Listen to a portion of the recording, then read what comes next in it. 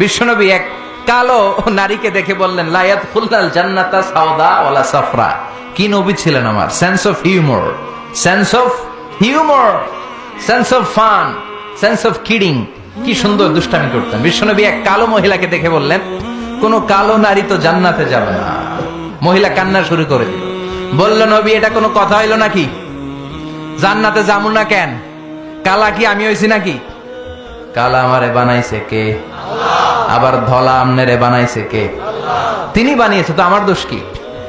ওই মহিলা কান্না শুরু করে দিয়েছেন, নবী আপনি বলেছেন 4টা কাজ করলে জান্নাতের 8টা দরজা খোলা সব নারীদের জন্য।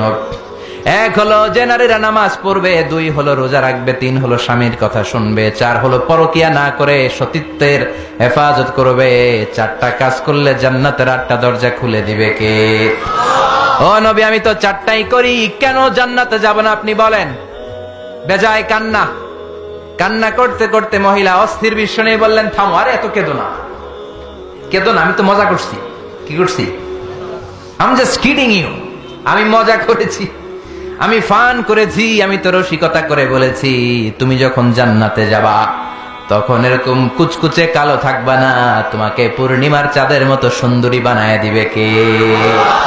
বিশ্ব সুন্দরী হয়ে হুরদেরকে ফেল করে তোমার রূপের ঝলকানিতে হুরেরাও ফেল। সুবহানাল্লাহ, এরকম সুন্দরী হয়ে যাবা। This is the sense of fun. বিষ্ণুনবী কিন্তু মাঝে মাঝে এরকম ফান করতেন। সুবহানাল্লাহ পড়েন। আবার এক সাহাবী নাম আব্দুল উজ্জা, কালিমা পড়ার পর নাম হয়ে গেল আব্দুর রহমান। এই সাহাবীর সাথে সব সময় বিড়াল থাকে। কি থাকে? জাহিলি যুগে নাম ছিল আব্দুল উজ্জা। উজ্জা একটা মূর্তির নাম, এই মূর্তির গোলাম। ইসলাম ধর্ম গ্রহণের পরে নাম রাখলো আব্দুর রহমান। কার গোলাম? জোরে বলেন। আব্দুর রহমান হওয়ার পরে এই সাহাবা সব সময় বিড়াল নিয়ে ঘুরে। মসজিদে আসলেও কাঁধে বিড়াল, মাঝে মাঝে জামার আস্তিনের ভিতরে বিড়াল, মাঝে মাঝে পকেটে বিড়াল লইয়া নামাজ পড়ে। সুবহানাল্লাহ। বিশ্বনবী একদিন মজা করে আব্দুর রহমান নামক ওই সাহাবীটারে ডাক দিয়ে বললেন, ও বিড়ালের বাবা, ইয়া আবা হুরাইরা, হে বিড়ালের বাবা। সুবহানাল্লাহ পড়ে। আবু হুরায়রা কয়, বিশ্বনবী বলছে বিড়ালের বাবা। আমার নবী যদিও মজা করে ভালোবাসা থেকে আমার নাম দিয়েছে বিড়ালের বাপ, আজকে থেকে কেউ আমার আব্দুর রহমান ডাকবি না, মরার আগের দিন পর্যন্ত আমি থাকবো বিড়ালের বাপ। বিড়ালের বাপ আমি। কিসের বাপ? সুবহানাল্লাহ। কি ভালোবাসতো সাহাবারা। আবার বিশ্বনবী এক সফরে গেলেন। এক ইহুদির বাচ্চা ছোট্ট এক সাহাবী আজান দিচ্ছেন, আল্লাহু আকবার, আল্লাহু আকবার, আল্লাহু আকবার, আল্লাহু আকবার। এক সাহাবী সফরের মাঝখানে আজান দিচ্ছে, তো ইহুদিটা পেছন থেকে মুখ ব্যাঙ্গাচ্ছে।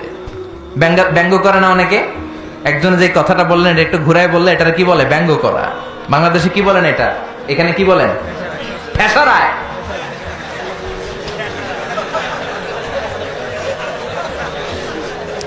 ঠেসারায়। এক সাহাবী আজান দেয়, আরেকজন ঠেসারায়। যে ঠেসারায় সে ছোট ইহুদির বাচ্চা। সাহাবী আজান দেয়, এক গাছের ঝোপঝাড়ের পেছন থেকে ইহুদির একটা ছোট্ট ছেলে ঠেসারায়। বিশ্বনবী বললেন, এটারে ধর। 2 সাহাবী ছোট্ট বাচ্চাটারে ধরে আনলেন। বিশ্বনবী ছোট্ট বাচ্চাটার মাথার চুলের ঝুটির মধ্যে ধরলেন, চুলে সামনের এই জায়গা আছে না, এটা বলে নাসিয়া, এই নাসিয়ার মধ্যে ধরলেন। বিশ্বনবী বললেন, নাম কি? কি করস? ঠেসারাইলি কেন? ছোট্ট ছেলে বলে, মাফ করে দেন। বিশ্বনবী বললেন, না, তোর মাফ নাই, যেহেতু তুই ঠেসারাইলি। আমার সাহাবী যেমন আজান দিছে তুইও দে। কয় আমি দিব না। কয় তুই দিবি না, তোর বাপে দিব, দে।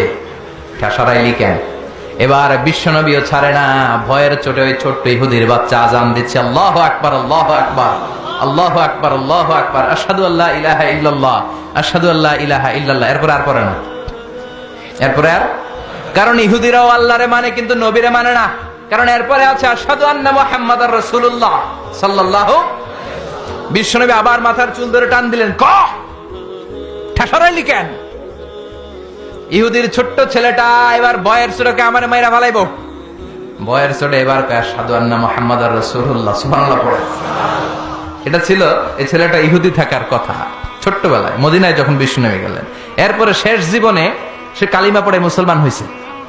আলহামদুলিল্লাহ। কোন কালিমা পড়ে মুসলমান হওয়ার পরে বিশ্বনবী তার মাথার চুল ধরে যেরকম টান দিছিলেন আর বলছিলেন, ঠেসারাইলি কেন, আজান দে। মাথার সামনের যে অংশে তিনি চুলে খাপ করে ধরেছিলেন, ওই সাহাবী ইহুদি থেকে কালিমা পড়ে সাহাবী হওয়ার পরে বিশ্বনবীর ধরা ওই চুলগুলো তিনি জীবনও কাটেন নাই। এই সাহাবী ডান দিক দিয়ে চুল কাটে, বাম দিক দিয়ে কাটে, পেছন দিয়ে কাটে, সামনের চুল কাটে না। সামনের চুল বড় হতে হতে মহিলাদের মতো এত বড়, পেছনে কোনো চুল নাই, ডানে বায়ে চুল নাই, চুলগুলো পেঁচিয়ে মাঝখানে রাখে আর পাগড়ি পড়ে। কারো সামনে যখন পাগড়ি খোলে অদ্ভুত চুল দেখে সবাই ভয় পায়। সবাই বলে, ও সাহাবী, ঘটনা কি, তোমার মাথার সামনের চুল বড় কেন? এটার কারণ হলো আমি নবীর সাহাবীরে ঠেসারাইছিলাম। কি করছিলাম? আমি ব্যঙ্গ করেছি নবীর সাহাবীকে। সে কারণে আমি যখন ইহুদি ছিলাম, আমার পেয়ারা নবী, আমার বিশ্ব নবী, আমার প্রাণের রাসূল আমার মাথার চুল ধরে বলেছিলেন আজান দে। আমার নবীর বরকতময় হাত আমার মাথার যেই চুলের মধ্যে লেগেছে, মরার আগের দিন পর্যন্ত আমি চাই ওই চুলটা নিয়ে আমি কবরে যাব। এই চুল আমি কাটবো না, এটা আমি রেখে দেবো। সুবহানাল্লাহ পড়েন।